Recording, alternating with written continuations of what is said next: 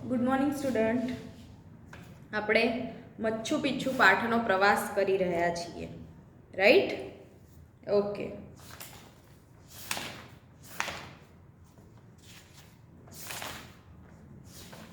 લેખક અને એમના પત્નીને એવી ઈચ્છા હતી કે ત્યાંના નગરોનો ઇતિહાસ જાણવાની. બરાબર, મચ્છુ પિચ્છુના દર્શન કરવાનો એમને અવસર મળી ગયો અને ત્યાંનો ઇતિહાસ જાણવાની એમને ઈચ્છા થઈ છે, એટલે ત્યાં સુધી પહોંચવાનો પ્રયત્ન કરી રહ્યા છે. અને અવશેષોમાં ઇન્કા, બરાબર, મધ્ય અને દક્ષિણ અમેરિકાની માયા અને ઇન્કા સંસ્કૃતિમાંથી એમને આ મચ્છુ પિચ્છુ નગર મળી આવ્યું છે, આપણે એવું જાણીએ છીએ. જોઈએ હવે આગળ આપણને શું કહે છે કે એ લોકોને મચ્છુ પિચ્છુ પહોંચવા માટે જવા માટે મુંબઈમાં અને પેરુની કોન્સ્યુલેટની ઓફિસમાં તપાસ કરી હતી કે ત્યાં સુધી કેવી રીતે પહોંચાશે, કેવી રીતે રૂટ છે, કયું વાહન અમારે પસંદ કરવું પડશે. આગળ વધીએ છીએ, કેવી રીતે પ્રવાસ કરી રહ્યા છે આપણે જોઈએ. અમારા એક મિત્ર શ્રી ગુલાબચંદભાઈ શાહના બહેન શ્રીમતી કૃષ્ણાબહેને અમને કેટલીક માહિતી આપી અને કહ્યું, મચ્છુ પિચ્છુ જવા માટે તમારે લીમાથી પહેલાં કુસ્કો નામના શહેરમાં જવું પડશે. તમે કુસ્કો વિમાનમાં જવાનું રાખજો, કારણ કે ત્યાં ઇંગ્લિશ બોલનારા માણસો કોઈક જ મળે છે. લગભગ 1200 કિલોમીટર બસમાં જવામાં 2 આખા દિવસ લાગશે અને તમને ઘણી અગવડ પડશે. લેખકના મિત્ર છે, એમના બહેન જે છે શ્રી ગુલાબચંદભાઈ શાહ, કૃષ્ણાબહેન, એમણે એમને કેટલીક માહિતી આપી. કદાચ એ ત્યાં ફરી આવ્યા હશે એટલે એમણે માહિતી આપી કે તમે આવી રીતે જજો. તમે ટ્રેનમાં જશો, બસમાં જશો તો 2 આખા દિવસ લાગશે અને તમને ત્યાં થોડીક મુશ્કેલીઓ પડશે, એટલે તમે બને ત્યાં સુધી પ્લેનમાં જજો. 200 કિલોમીટર બસમાં જવામાં, બરાબર, આખો દિવસ તમારો લગભગ જતો રહેશે. ને પ્લેનમાં જશો તો તમને કદાચ ઇંગ્લિશ બોલનારા લોકો પણ મળશે, એટલે તમે પ્લેનમાં જજો, કારણ કે ત્યાં બસની સગવડ બહુ સારી હોતી નથી. વળી કુસ્કો જાઓ તો તબિયત બરાબર સાચવજો, કારણ કે લીમા બરાબર સમુદ્રની સપાટીએ આવેલું શહેર છે અને કુસ્કો 12,000 ફૂટની ઊંચાઈએ આવેલું છે. કુસ્કોની હવા ઘણી જ પાતળી છે. લીમાથી વિમાનમાં લગભગ પોણા કલાકમાં તમે સીધા આટલી ઊંચાઈએ પહોંચી જશો, એટલે તમને પ્રાણવાયુની તકલીફ પડવા લાગશે. લીમા શહેર જે છે એકદમ સમુદ્રની સપાટીએ છે, એટલે ત્યાં તમારી તબિયત સાચવજો, શરદી થઈ જશે, બરાબર છે. હવા ઠંડી હવા હોય સમુદ્રની સપાટીએ જઈએ એટલે. અને એ સિવાય કે છે કુસ્કો 12,000 ફૂટ ઊંચાઈ એ આવેલું છે, એટલે કુસ્કોની હવા પણ ઘણી પાતળી. જેમ ઉપર જઈએ એમ હવા પાતળી થતી જાય અને આપણને પણ શ્વાસ લેવામાં તકલીફ પડતી હોય છે, બરાબર છે. એ તો આપણે સામાન્ય પાવાગઢ કે જુનાગઢ ગિરનાર ચડ્યા હોય તો આપણને એટલો તો અનુભવ થઈ જ ગયો હોય.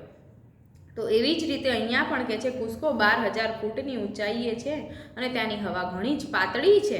અને લીમાથી વિમાનમાં લગભગ પોણા કલાકમાં તમે સીધા આટલી ઊંચાઈએ પહોંચી જશો. લીમાથી કુસ્કો તમે જો પ્લેનમાં જશો તો પોણા કલાકમાં જ તમે ત્યાં પહોંચી જશો, એટલે તમને પ્રાણવાયુની તકલીફ પડવા લાગશે. ઓક્સિજનની જરૂર પડશે. જેમ ઉપર જઈએ એમ ઓક્સિજનની વધારે જરૂર પડતી હોય છે.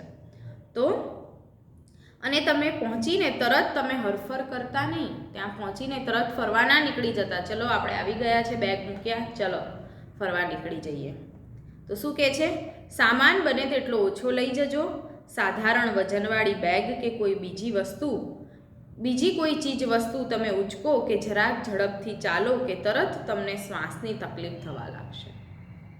શું કહે છે કે પ્રાણવાયુની તકલીફ પડવા લાગશે કે છે ત્યાં, બરાબર છે. એટલે તમે બેગ કે બીજી કોઈ ચીજ વસ્તુ હલકી લઈ જજો, વધારે વજનવાળી વસ્તુઓ લઈ જતા નહીં. 2 જોડી કપડામાં થતું હોય તો 2 જોડી જ લઈ જવાના. પ્રવાસ કરવા જતા હોઈએ છીએ ને તો આપણે કેટલું બધું લઈને જતા હોઈએ છીએ. પ્રવાસ ફરવાની, આનંદ માણવાની વસ્તુ હોય છે, તે ટીપટાપ કરીને ફરવાનું ન હોય. પણ જો કે હવે આજકાલ બધા જ ફોટોગ્રાફીનો શોખ હોય એટલે ઘણા કપડાં લઈ જાય, બરાબર. અલગ અલગ જાતના ચપ્પલા અને સેન્ડલા, બરાબર, છોકરીઓને વધારે જરૂર પડે એવી બધી, બરાબર ને. તો કે છે કે તમે ત્યાં જાઓ તો ઓછા સાધારણ વજનવાળી બેગ કે કોઈ ચીજ વસ્તુ લઈ જજો, કારણ કે ત્યાં તમે ઝડપથી ચાલશો તો તમને શ્વાસ લેવામાં તકલીફ પડશે એટલે શાંતિથી ચાલજો, ઓછું વજનવાળી ચીજ વસ્તુ લઈ જજો અને ત્યાં જઈને તરત હરવા ફરવા લાગતા નહીં. તમે બેશુદ્ધ થઈ જશો. એરપોર્ટ પહોંચીને તમે મોટર કે બસમાં હોટલ પર જાઓ ત્યારે જ્યાં ચાલવાનું કે પગથિયાં ચડવાનું થાય ત્યાં આસ્તે આસ્તે ડગલા માંડજો અને હોટેલમાં જઈને તરત જ પથારીમાં અડધો દિવસ સૂઈ રહેજો. એમ કરવાથી 4-6 કલાકમાં તમારા ફેફસા ધીમે ધીમે પાતળી હવાથી ટેવાઈ જશે. આ હું તમને અમારા અનુભવ પરથી કહું છું. અમે લીમાથી કુસ્કો ગયા.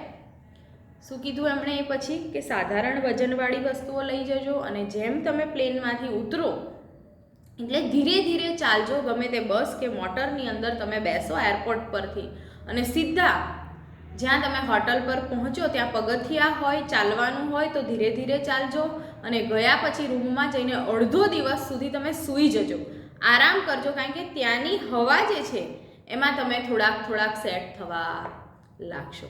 ત્યાંની જે પાતળી હવા છે એમાં તમે ધીરે ધીરે સેટ થવા લાગશો અને તમારા ફેફસા પણ એને શું કહેશે કે એને આવકારશે, સેટ થશે એ હવાની સાથે. એટલે ધીરે ધીરે તમે ટેવાઈ જશો ને આ પેલી એમની કૃષ્ણાબેન છે કહે છે કે હું અમારા અનુભવ પરથી તમને કહી રહી છું. એટલે તમે આટલું ધ્યાન રાખજો કે લીમાથી કુસ્કો જાઓ એટલે વિમાનમાં જજો, ઓછા વજનવાળી વસ્તુ લઈ જજો અને જેમ ઉપર જશો એમ પ્રાણવાયુની તકલીફ પડવા માંડશે, ઓક્સિજનની જરૂર પડશે. એટલે તમે જ્યાં જાઓ ત્યાં આસ્તે આસ્તે ડગલા ભરજો અને ગયા પછી રૂમમાં અડધો દિવસ સુધી આરામ કરજો. એટલે તમારા ફેફસા એ પાતળી હવાની સાથે ટેવાઈ જશે. અને આવી રીતે લેખક અને એમના પત્ની લીમાથી કુસ્કો ગયા છે. કુસ્કો નાનું શહેર છે. એની પ્રાચીનતા, એના મકાનો, રસ્તાઓ અને આદિવાસી માણસોના ચહેરા ઉપરથી દેખાઈ આવતી હતી. અમે એક બજારમાં ગયા જ્યાં હાથ બનાવટની ચીજો વેચાતી હતી. પાસે આવેલી હાટડીઓ એટલે કે દુકાન નાની નાની માલ સામાનથી ખીચોખીચ હતી. વેપારીઓ પુરુષો કરતાં સ્ત્રીઓ વધારે હતી. ઘેરવાળા ચણિયા, લાંબી બાયના પોલકા, ઉપર ભરતકામ, લાંબા ચોટલા કે અંબોડા, ભરવાડોના જેવા હાથ પગના ઘરેણાં, ચામડીનો રંગ અને મુખાકૃતિ, બોલવાનો લહેકો એ બધામાં અમને ભારતીય અણસાર વર્તાતો હતો. કુસ્કો આપણને પહેલાં એવું લાગ્યું હશે કે કોઈ પોશ એરિયા હશે, અમેરિકા, દુબઈ, બરાબર એના જેવું, પણ આ એવું નથી. એક ગામડા જેવું નાનકડું કુસ્કો શહેર છે અને એની પ્રાચીનતા, એનો ઇતિહાસ જોવાનો છે ત્યાં. એ જોવા માટે જ લેખક અને એમની પત્ની ત્યાં ગયા છે, બરાબર છે. તો ત્યાં પ્રાચીન મકાનો એટલે કે પહેલાંના મકાનો, રસ્તાઓ, આદિવાસી માણસોના ચહેરા ઉપરથી દેખાઈ જ આવતું હતું, બરાબર છે. અને તેઓ એક બજારમાં ગયા તો ત્યાં જોયું કે હાથ બનાવટની વસ્તુઓ વધારે મળતી હતી. આપણે પણ કચ્છમાં જઈએ, રાજસ્થાનમાં જઈએ, સરસ મજાની મોજડીઓ મળતી હોય, ભરતકામ કરેલી ચણિયાચોળી મળતી હોય, બરાબર. તો અહીંયા પણ એમણે જોયું છે કે હાથ બનાવટની ચીજ વસ્તુઓ બરાબર અહીંયા દેખાતી હતી. ને પાસે આવેલી હાટડીઓ એટલે આજુબાજુની જે દુકાનો હતી એ માલ સામાનથી ખીચોખીચ ભરેલી હતી. એટલો બધો માલ સામાન હતો, દુકાનો નાની નાની હતી ને એકદમ જગ્યા ન હોય એટલી ભરેલી હતી. ને વેપારીઓમાં પુરુષો કરતાં ત્યાં સ્ત્રીઓ વધારે હતી. એ નાની નાની દુકાનોમાં વેપાર કરવા માટે સ્ત્રીઓ બેઠી હતી કે છે. અને શું એમના પહેરવેશ, એમનો રંગ કેવો હતો તો કે ઘેરવાળા ચણિયા, લાંબી બાઈના બ્લાઉઝ કે છે, પોલકા, ધેટ મીન્સ બ્લાઉઝ એટલે ઉપર ભરતકામ, લાંબા ચોટલા, અંબોડા, ભરવાડોના જેવા હાથ પગના ઘરેણાં, ભરવાડ લોકો જે આટલા ઘરેણાં પહેરતા હોય છે એવા ઘરેણાં એમણે પહેર્યા હતા. એમનો ચામડીનો રંગ, મુખાકૃતિ, બોલવાનો લહેકો એ બધામાં ક્યાંક ને ક્યાંક આ લોકો ભારતીય હોય એવો અણસાર આવતો હતો. અણસાર એટલે કે એવું ડાઉટફુલ લાગતું હતું કે આ લોકો ભારતીય જ પ્રજા હોય એવું અહીંયા લેખકને લાગે છે. ને જે દુકાને અમે જઈએ તે દુકાનની માલિક સ્ત્રી પોતાની ચીજવસ્તુઓ બતાવવાને બદલે મારા પત્નીની સાડી અને ઘરેણાં વિશે પૂછપરછ કરતી. અલબત્ત આ બધું ઈશારાથી થતું, કારણ કે અમને એકબીજાની ભાષા આવડતી નહોતી. એ જે દુકાનમાં ચીજવસ્તુ જોવા કાં તો લેવા ગયા તો ત્યાંની જે પેલી સ્ત્રી હોય એણે એની વસ્તુ બતાવવાની હોય વેચવા માટે, તો એના બદલે એ લેખકની પત્નીની સાડી વિશે પૂછપરછ કરતી, એની જ્વેલરી વિશે પૂછપરછ કરતી. અને આ બધું ઈશારાથી કરતા, કારણ કે બંનેને પહેલાં ત્યાંના કુસ્કો શહેરના લોકોને અને અહીંયા લેખક અને લેખકની પત્નીને એમની જે કોમ્યુનિકેશનની જે ભાષા હોય એ ભાષા આવડતી નહોતી કે છે. અહીંયા સુધી દરેકને ખબર પડી છે પાઠમાં? દરેકને? ઓકે, તો આગળ વધીએ. બીજે દિવસે અમે કુસ્કોની આસપાસ આવેલા કેટલાક સાંસ્કૃતિક અવશેષો જોઈ આવ્યા. અમારી સાથે એક ઇટાલિયન યુગલ હતું. તે અંગ્રેજી બોલતું હતું એટલે અમે રાજી થયા. કંઈક વાત નીકળતા ઇટાલિયન યુવતીએ કહ્યું, અમે 7 દિવસથી કુસ્કોમાં છીએ. એક દિવસ તો પતી ગયો, એ ફરી આવ્યા અને હવે બીજે દિવસે એમણે કુસ્કોની આસપાસની કેટલીક સંસ્કૃતિના અવશેષો જોવા ગયા. સાંસ્કૃતિક અવશેષો એ લોકો જોવા માટે ગયા છે. એમની સાથે એક ઇટાલિયન યુગલ ત્યાં જોડાઈ ગયું છે ને તે અંગ્રેજી બોલતું હતું એટલે આ લોકો ખુશ થયા કે આપણી ભાષાવાળું તો કોક મળ્યું, નહીં તો મૂંગા પ્રવાસ કરીને આવી જવું પડે.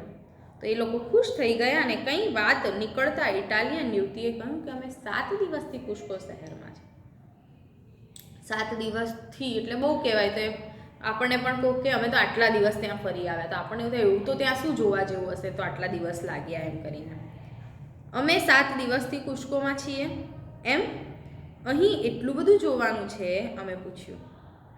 ના, અમે હજુ આજે પહેલીવાર કુસ્કોના સાંસ્કૃતિક અવશેષો જોવા નીકળ્યા છીએ.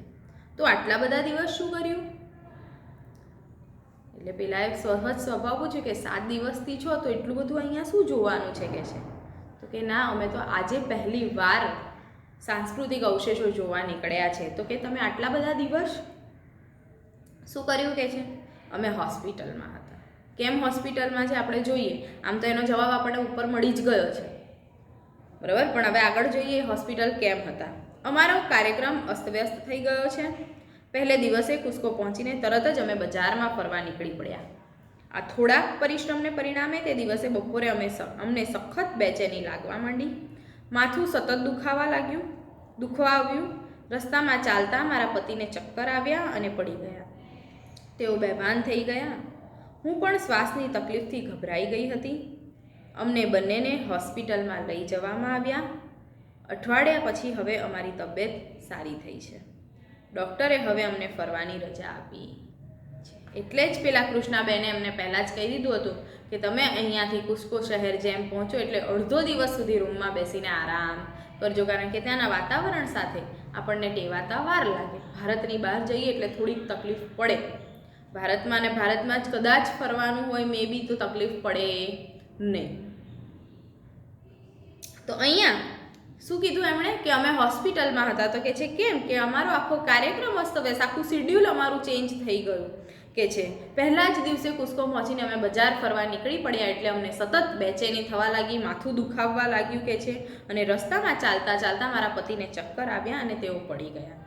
તેઓ બેભાન થઈ ગયા અને હું પણ કે છે શ્વાસની તકલીફથી ગભરાઈ ગઈ હતી અને અમને બંનેને હોસ્પિટલમાં લઈ જવામાં આવ્યા. એટલે હોસ્પિટલમાં 6 દિવસ સુધી એ લોકો હોસ્પિટલમાં રહ્યા અને પછી અઠવાડિયે એમની તબિયત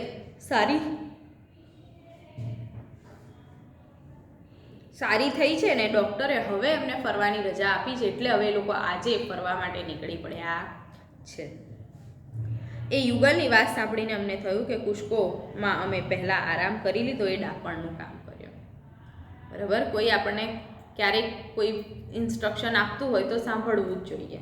એ આપણા સારા માટે જ હોય. બરાબર છે. તો એટલે એ લોકોને એવું થાય છે કે સારું થયું કે અમે પહેલાં આરામ કરી લીધો તો એ અમે ડાપણનું કામ કર્યું કહેવાય. ત્રીજે દિવસે સવારે અમારો કાર્યક્રમ મચ્છુ પિચ્છુ જવાનો હતો. કુસ્કોથી મચ્છુ પિચ્છુ 76 માઇલ દૂર છે. તે કુસ્કો જેટલી ઊંચાઈએ નહીં પણ 4-5 હજાર ફૂટની ઊંચાઈએ આવેલું છે. નેરોગેજ ટ્રેનમાં ત્યાં જવાય છે, પરંતુ આ ટ્રેનના પાટાની રચના વિચિત્ર છે. શું કહે છે કે ત્રીજે દિવસનો હવે કાર્યક્રમ મચ્છુ પિચ્છુ નગર જવાનો હતો. કુસ્કોથી મચ્છુ પિચ્છુ જવાનું હતું. ત્યાં 76 માઇલ દૂર છે. કુસ્કોથી 76 માઇલ દૂર શું છે? મચ્છુ પિચ્છુ છે. અને ત્યાં કુસ્કો જેટલી ઊંચાઈએ નહીં પણ 4-5 હજાર ફૂટની ઊંચાઈએ આવેલું છે. કુસ્કોથી 4-5 હજાર ફૂટની ઊંચાઈએ શું આવેલું છે? મચ્છુ પિચ્છુ નગર. અને લીમાથી કુસ્કો 12,000 બરાબર 12,000 ફૂટની ઊંચાઈએ આવેલું છે. એક વાક્યમાં આવા પ્રશ્નો પૂછાઈ શકે કે લીમાથી કુસ્કો કેટલું દૂર છે અને કુસ્કોથી મચ્છુ પિચ્છુની ઊંચાઈ કેટલી છે. 4-5 હજાર ફૂટની ઊંચાઈએ આવેલું છે ને નેરો ગેજ ટ્રેન એટલે કે જે આપણે ટ્રેનના પાટા જ હોય નેરો હોય, નાના સાંકડા હોય, આપણે ત્યાં માથેરાન કે સિમલામાં હોય છે તેવી, બરાબર. એવી નાની ટ્રેનો પિક્ચર સિરિયલોમાં જો તમે નાની નાની ટ્રેનો ક્યાંક રસ્તામાં જોઈ હોય, રસ્તામાં દેટ મીન્સ કે ટીવી પિક્ચરમાં કોઈ એવો સિનેરી લીધી હોય તો ત્યાં આપણને જોવા મળે, બરાબર. તો એવી વાત છે કે સિમલામાં અને માથેરાનમાં જોવા મળે છે કે છે ત્યાં જવાય છે, પરંતુ આ ટ્રેનના પાટાની રચના વિચિત્ર છે. ટ્રેનના જે પાટા છે થોડાક વિચિત્ર છે. થોડું અંતર કાપી ટ્રેન પાટા બદલી પાછી આવે છે, એમ 4 વાર આવજા કરે છે અને ઊંચે ચડતી જાય છે, બરાબર. ઊંચે ચડવા માટે આપણે પણ ઠેક લેવાની જરૂર પડે, બરાબર. આમ આવી જાય, હિંચકો પણ એકદમ ઉપર નથી જતો રહેતો. આપણે કોઈ બી એમાં મોટા મોટા ચકડોળમાં બેસતા હોઈએ, સ્લાઇડ્સમાં બેસતા હોઈએ તો પહેલાં ધીરે ધીરે 1 2 3 અને પછી એકદમ એ ઉપર જાય છે. તો એવી રીતે અહીંયા ટ્રેન પણ ઊંચાઈએ ચડવાનું હોય છે, એટલે 3 થી 4 વાર આવજા આવજા કરે છે અને પછી એકદમ ઊંચાઈ પર એ ટ્રેન ચડતી જાય છે અને પછી સળંગ એક જ દિશામાં નીચે ઉતરી જાય છે. સમજી લો કે આપણે કોઈ રાઇડ્સમાં બેઠા છીએ, ટાઈગર ટ્રેનમાં બેઠા હોય, ઢક ઢક ઢક ઢક થાય ને પછી એક જ વારમાં સીધી ઉપરથી નીચે ઉતરી જાય છે. તો અહીંયા ટ્રેન પણ એવી રીતે જ, એટલે અહીંયા આપણે ટ્રેનમાં બેઠા એટલે જ્યાં પહોંચવાનું હોય ત્યાં પહોંચી બી જઈએ અને રાઇડ્સનો અનુભવ બી થઈ જાય, 2 કામ થઈ જાય આપણા, બરાબર ને. તો સળંગ એક જ દિશામાં નીચે ઉતરી જાય છે. પહાડનું ઘણું બધું લાંબુ ચક્કર ન લેવું પડે માટે આવી રચના કરી છે. નહીં તો ગોળ ગોળ ગોળ ગોળ ગોળ ગોળ પહાડ ફરી ફરીને આપણે સાપુતારાથી નાસિક બાજુ જતા હોઈએ, શિરડી બાજુ, ત્રંબકેશ્વર બાજુ જતા હોઈએ તો ત્યાં પણ આપણે આમ ગોળ ગોળ ગોળ ગોળ ગોળ ગોળ ફરીને પછી માઉન્ટ આબુ બી જતા હોઈએ તો ગોળ ફરીને ઉપર જવાની જરૂર પડે છે. તો અહીંયા આજુબાજુ આખા ગોળ ચક્કર ન લગાવવા પડે એટલે આવી વ્યવસ્થા ત્યાં કરેલી છે. લાંબુ ચક્કર ન લેવું પડે એટલે સીધી આવી વ્યવસ્થા ત્યાં કરેલી છે. અહીંયા સુધી દરેકને ખબર પડી છે પાઠમાં, દરેકને? ઓકે, આગળ જોઈએ. મચ્છુ પિચ્છુ એ પહાડના એક શિખર ઉપરના વિશાળ સપાટ વિસ્તારમાં 500 વર્ષ પહેલાં વસેલું નાનકડું નગર છે. શું કહે છે કે મચ્છુ પિચ્છુ પહાડની ઉપર, એક શિખરની ઉપર એકદમ વિશાળ સપાટ વિસ્તાર છે. ઉપર જઈએ એટલે સપાટ વિસ્તાર હોય, ઊંચાઈ હોય એટલે કંઈ આમ જ ના હોય, બધે આમ ઘરમાં કોઈ ના રહેતું હોય. તો ઉપર સપાટ વિસ્તાર છે ને ત્યાં 500 વર્ષ પહેલાં વસેલું આ નાનકડું નગર મચ્છુ પિચ્છુ છે. જોતા જ એની ભવ્યતા નજરને આકર્ષી લે છે. તદ્દન પાસે આવેલા બીજા ડુંગરનું વધુ ઊંચું શિખર એની ભવ્યતામાં ઉમેરો કરે છે. એટલે એનું જે સપાટ જગ્યા છે ત્યાં મચ્છુ પિચ્છુ નગર છે અને એની બાજુમાં જ એક ઊંચું શિખર આવેલું છે. એની બાજુમાં જ પર્વત પર એક ઊંચું શિખર આવેલું છે એટલે એની ભવ્યતામાં, એની સુંદરતામાં વધારો થાય છે. એક વસ્તુ હોય ને એની બાજુમાં બીજું કોઈ અટ્રેક્શનવાળું વસ્તુ હોય તો આપણે એનાથી લોભાઈએ, અટ્રેક્ટ થઈએ. તો એવી જ રીતે મચ્છુ પિચ્છુ નગર ઉપર ત્યાં સપાટ છે ને એની બાજુમાં જ એક મોટું ઊંચું શિખર પર્વત પર આવેલું છે જે એની ભવ્યતામાં ઉમેરો કરે છે. કંઈક નવીનતા, કંઈક સુંદરતા, અદ્ભુતતા એના કારણે એમાં જોવા મળે છે. સમજાઈ ગયો અહીંયા સુધી પાઠ? દરેકને પાઠ અહીંયા સુધી સમજાયો છે? ઓકે. તો હવે તમારે હોમવર્કની અંદર શબ્દ સમજૂતી અને સ્વાધ્યાયના 5 પ્રશ્નો લખવાના. કેટલા? 5. એટલે સુધી આપણે પાઠ ચલાવી દીધો છે તો 5 પ્રશ્ન એની અંદર ઇન્ક્લુડ થઈ જાય છે, બરાબર ને? આપણે થોડી ચર્ચા કરીએ પછી ફરીથી પાઠ પર આવીએ, કાં તો ચર્ચા પહેલાં પાઠ પર કરી લઈએ તો કદાચ 8 પ્રશ્ન એની અંદર થઈ જાય, બરાબર છે? જોઈએ, ચલો આગળ.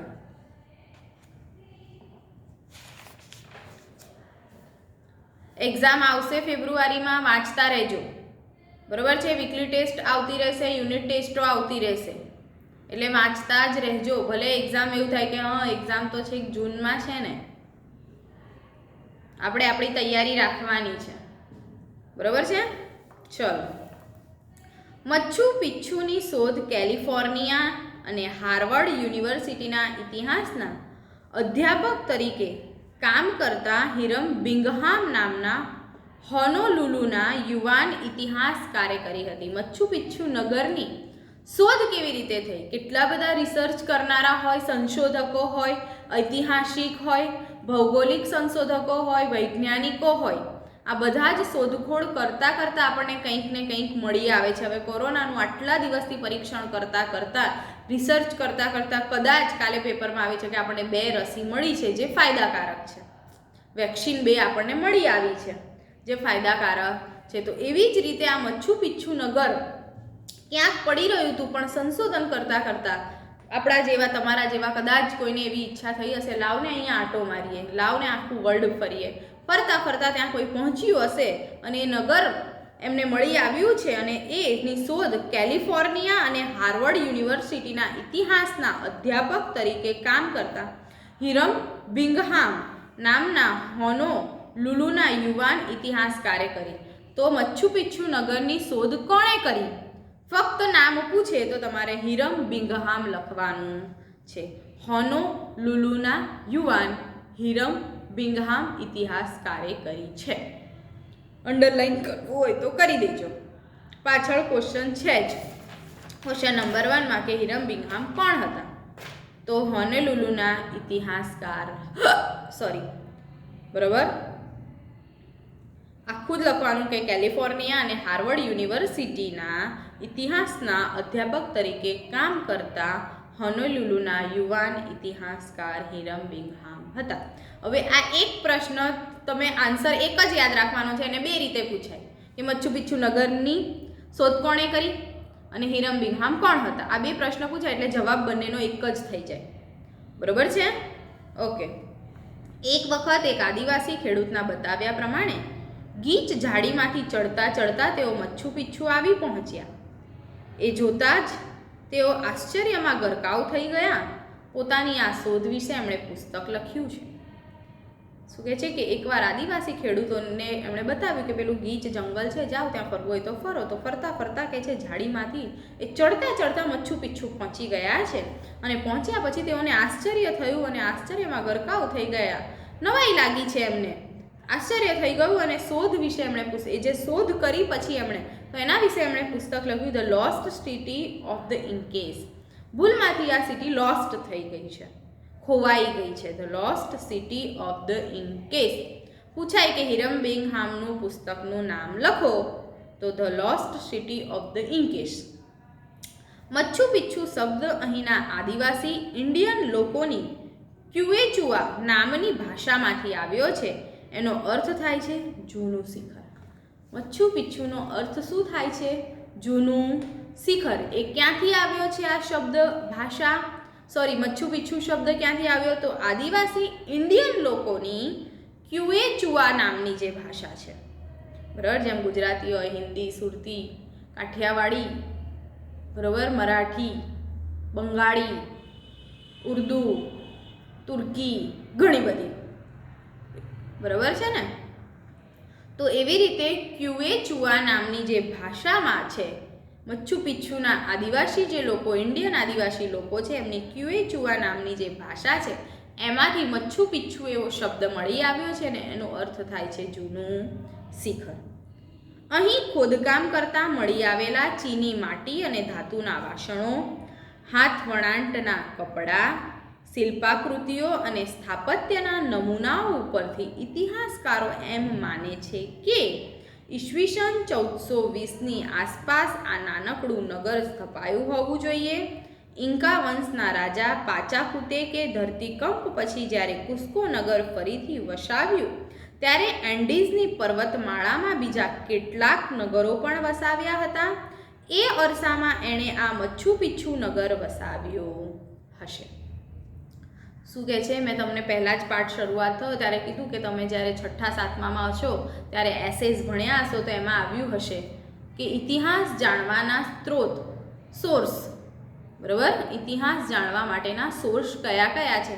તો મેં તમને કીધું કે ખોદકામ કરતાં આપણને ખનિજો મળી આવે, ઘરેણાં મળી આવે, માણસોના હાડકાઓ મળી આવે, કોઈ અવશેષો, કોઈ ઘર દબાઈ ગયું હોય, અંદર તૂટી ગયું હોય તો ત્યાંથી જે કંઈ તત્વો મળતા હોય, ખનિજ તત્વો હોય કે જીવન જરૂરિયાત ચીજ વસ્તુ હોય, તો એના અવશેષો ઉપરથી આ સંશોધકો જે છે, ઇતિહાસકારો છે, એ અનુમાન લગાવી શકતા હોય કે આ કેટલા વર્ષ જૂનું છે, કોનું છે, કયા લોકોનું છે.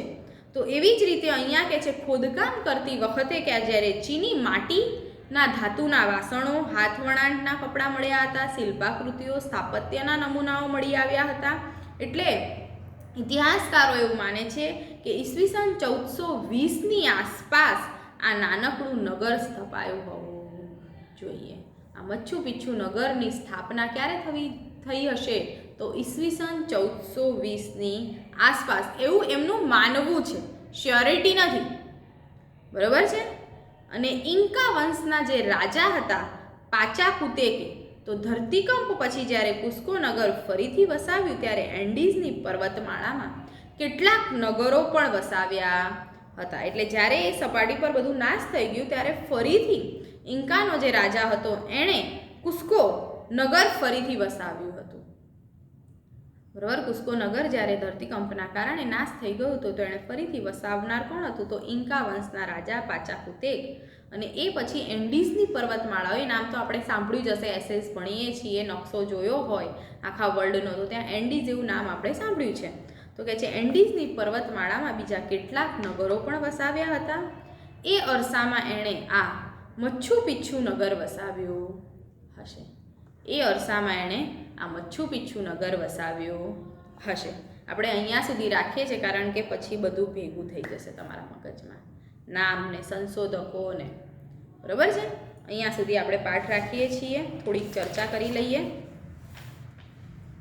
શબ્દ સમજૂતી હોમવર્કમાં લખી નાખવાની છે. સ્વાધ્યાયના 8 પ્રશ્નોમાં 7મો પ્રશ્ન હજી આપણે આવ્યો નથી એટલે ના લખતા. 8મો છે. આ પાઠ કયા પુસ્તકમાંથી લેવામાં આવે છે? તો સૌથી નીચે આપ્યું જ છે, પાસપોર્ટની પાંખેમાંથી, ટૂંકાવીને એટલે નાનો કરીને પાઠને પોતાના સંદર્ભમાં લેખકે લખીને અહીંયા લખ્યો છે. જોઈએ પહેલું કે રેડ ઇન્ડિયન નામ સાથી પડ્યું છે?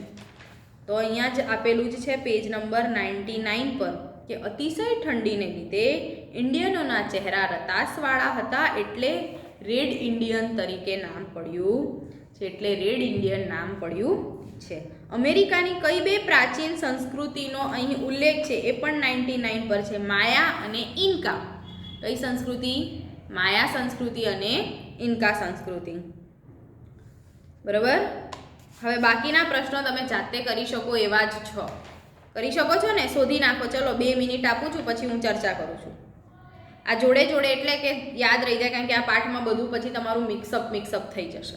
એટલે શોધી નાખો. ચલો 2 તો શોધી નાખ્યા છે. હવે 3, 4, 5, 6 અને 8. 8મો બી બતાવી દીધો છે. 4 જ શોધવાના છે. શોધો, પછી ચર્ચા કરી લઈએ.